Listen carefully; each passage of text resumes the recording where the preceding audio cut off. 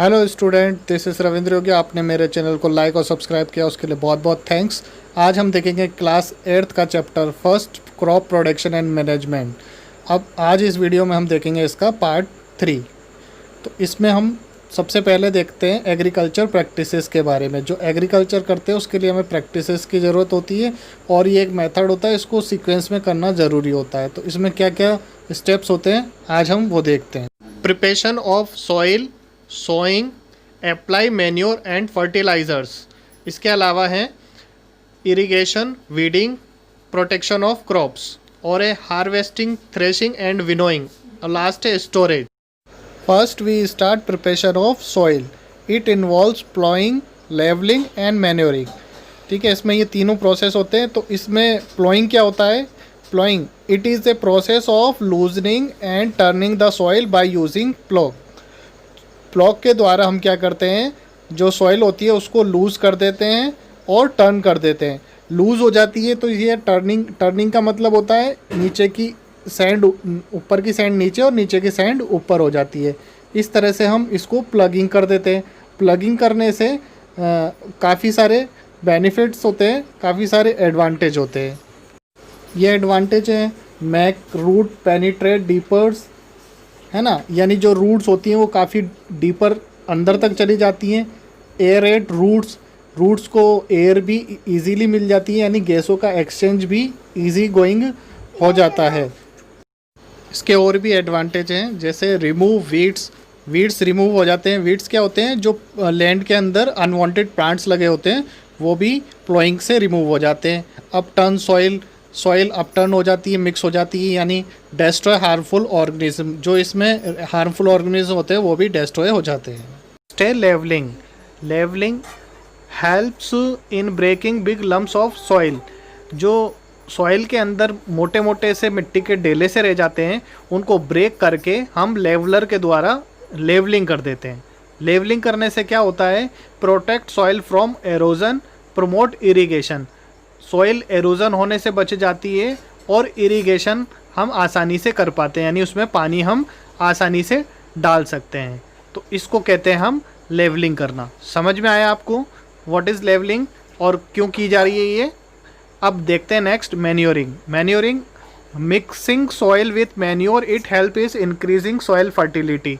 जो मैन्योरिंग होती है इसके अंदर हम क्या करते हैं? मैन्योर मिलाते हैं सॉइल में, जिससे इंक्रीज हो जाती है, इसकी फर्टिलिटी इंक्रीज हो जाती है। ठीक है, अब मैन्योर यानी होता है खाद। मिट्टी में हम खाद डाल देंगे जिससे उसको न्यूट्रिएंट्स मिल जाएंगे। न्यूट्रिएंट्स मिलने से क्या होगा कि उसकी फर्टिलिटी बढ़ जाएगी। अब नेक्स्ट देखते हैं सोइंग क्या है? The process of putting seeds in soil. ये एक प्रोसेस होता है जिसमें सीड्स को सॉइल में पुट किया जाता है। अब ये जो सीड्स डाला जाता है, ये seeds are selected on basis of HYV is used.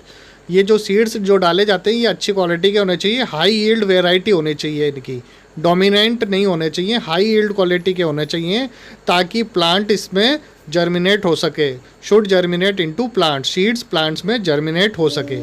ठीक है, तो इस चीज़ का हमें स्पेशल ध्यान रखना होता है। जो सीड्स इसमें डाले जाते हैं वो HYV क्वालिटी के होने चाहिए। ठीक है, इसके अलावा should be shown at right depth. जो शीट्स लगाए जा रहे हैं, शोइंग किया जा रहा है, वो एक राइट डेप्थ पे होने चाहिए, कम ज़्यादा पर नहीं होना चाहिए। अगर उसकी हाइट कम ज़्यादा होगी तो उसको कोई चिड़िया वगैरह उठा के ले जाएगी। अगर ज़्यादा डेप्थ में चला जाएगा तो ये ग्रो नहीं कर सकेगा। नेक्स्ट है proper distance should be maintain between seeds. जो सीड्स होती हैं उनके बीच में भी डिस्टेंस मेंटेन रखना चाहिए। ऐसा नहीं बिल्कुल पास लगा दें, एक मेंटेन करके इसको पुट किया जाता है। ठीक है, ताकि ये ख़राब ना हो। और seeds used should be free from disease. Seed ऐसा होना चाहिए जिसमें कोई डिसीज़ ना हो। Seeds use should be viable.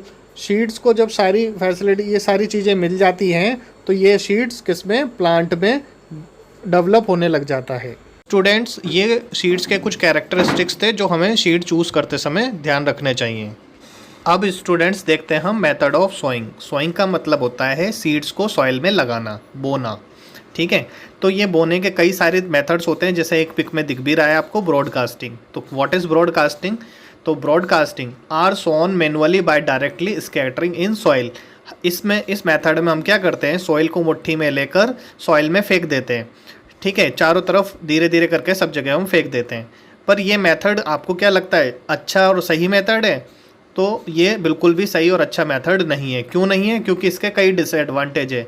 क्या है? Reduce crop yield and unequal distribution of seed. इसमें सीड्स का जो क्या है, अनइक्वल डिस्ट्रीब्यूशन होता है, मतलब कहीं पर सीड्स ज़्यादा पड़ जाएंगे, गिर जाएंगे, कहीं पर सीड कम रह जाएंगे, ठीक है। तो इस तरह से ये मेथड हमारा सही नहीं है, पर पुराने टाइम में इसी को यूज़ ज़्यादा किया जाता था, ठीक है। अब देखते हैं नेक्स्ट है seed drill. This iron tube with funnel at top is used. Seeds are put in the funnel then released in soil furrows. ये जो सेकंड मेथड है सीड ड्रिल, इसमें क्या होता है, ये ट्रैक्टर के अंदर ये लगी हुई रहती है। तो ये जो ब्राउन है जिस पे ये एरो लगा हुआ है, ये होता है फनल, और इसके नीचे लगी रहती है आयरन ट्यूब्स, ठीक है। तो फनल के अंदर सीड्स को भर दिया जाता है, जिसमें गेट लगे होते हैं, इससे ये फनल ट्यूब में जाते हैं। अब जैसे ट्रैक्टर आगे चलता है, ये ट्यूब्स क्या होती हैं, सॉइल के अंदर स्पेस बनाती हैं। जैसे ये स्पेस बनाती हैं, शीट्स का गेट खोलते हैं और शीट्स उस जगह लग जाते हैं। ये एक बहुत अच्छा मेथड है। क्यों? क्योंकि इसके फ़ायदे हैं। क्या फ़ायदे हैं देखते हैं। Advantage, save time and seeds are sown at right depth. इसमें समय भी बचता है और सीड्स बिल्कुल सही जगह पे लगता है, इनके बीच का गैप मेंटेन रहता है। तो ये एक सीड दूसरे सीड्स पर ओवर हेड नहीं होता है, ठीक है। तो ये बहुत अच्छा तरीका है। अब देखते हैं हम ट्रांसप्लांटेशन क्या है। In this seed are first sown in nursery and then seedling are transfer to main field. Students, transplantation एक ऐसा प्रोसेस है जिसमें हम पहले सीड को सो करते हैं नर्सरी में, सबसे पहले नर्सरी में इन्हें बोते हैं, and then that seedling transferred to main field. उसके बाद जब ये सीडलिंग यानी छोटा पौधा बन जाता है तो इसे मेन फील्ड में ले जाके लगा देते हैं। इसको कहते हैं हम ट्रांसप्लांटेशन। इसका बेस्ट एग्जांपल है पैडी एक ऐसा पौधा है जो ट्रांसप्लांटेशन से लगाया जाता है। पैडी यानी होता है चावल, धान का पौधा, ठीक है। स्टूडेंट, अब हम देखते हैं इस पर टूल्स पे बेस्ड क्वेश्चन। तो ये आया, what is traditional tool of sowing का ट्रेडिशनल टूल क्या है। तो it shape like a funnel, the sheets are filled into the funnel which passes down through pipes having sharp ends, these ends pierce into the soil and put sheets there, ठीक है। ये हमने explain किया हुआ है इसी video के में शुरू में। हमने एक फनल टाइप होता है, ये जो हमने प्लगिंग पढ़ा था, ये वही सब कुछ है। तो आपको क्वेश्चन आता है तो ये आपको इस तरह से मेंशन करके इसका आंसर देना है। अब हम देखते हैं मैन्योर एंड फर्टिलाइज़र। ये बहुत ही ज़्यादा इम्पॉर्टेंट है, इसको समझते हैं हम क्या होता है ना। ये पिक में दे रखा है मैन्योर और फर्टिलाइज़र।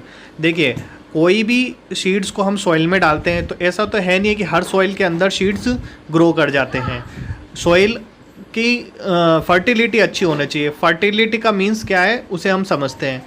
फर्टिलिटी मीन्स होता है कि सॉइल के अंदर न्यूट्रिएंट्स कंप्लीट होने चाहिए और प्रॉपर बैलेंसिंग होने चाहिए, तभी कोई सीड्स प्लांट में डेवलप होगा। तो इसकी फर्टिलिटी को बनाने के लिए हम क्या यूज़ करते हैं, इसके अंदर मैन्योर का यूज़ करते हैं।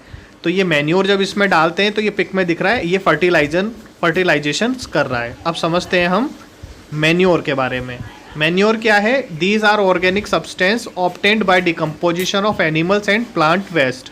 ये एक ऐसा ऑर्गेनिक सब्सटेंस होता है जो एनिमल और प्लांट वेस्ट के डिकम्पोजिशन से बनता है, ठीक है। ये एनिमल और प्लांट के वेस्टेज से बनता है, तो it is called as a manure. इसके टाइप्स होते हैं farm yard, consist of cattle dung and urine etcetera. इस फार्म यार्ड क्या होता है, जिसमें हम डंक और यूरिन से मैन्योर बनाते हैं। Composed, decomposition of plants and animals waste etcetera.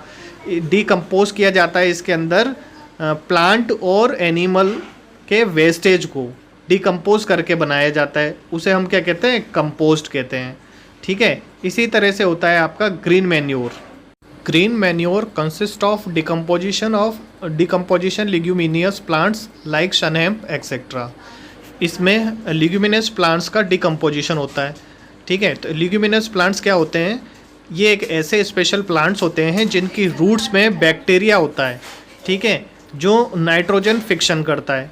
Nitrogen fiction क्या होता है, कि जो एटमॉस्फेयर में नाइट्रोजन होती है उसे उसमें से इम्पोर्टेंट नाइट्रोजन को निकाल के वो सॉइल को दे देता है। ठीक है, इसे कहते हैं ग्रीन मैन्योर।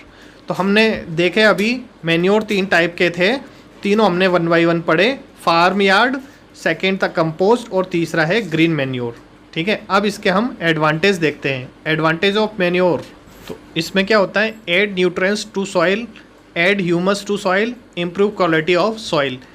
सॉइल को ये न्यूट्रिएंट्स ऐड करा दे, न्यूट्रिएंट्स ऐड हो जाते हैं इसमें, ह्यूमस ऐड हो जाता है सॉइल में और सॉइल की क्वालिटी इम्प्रूव हो जाती है।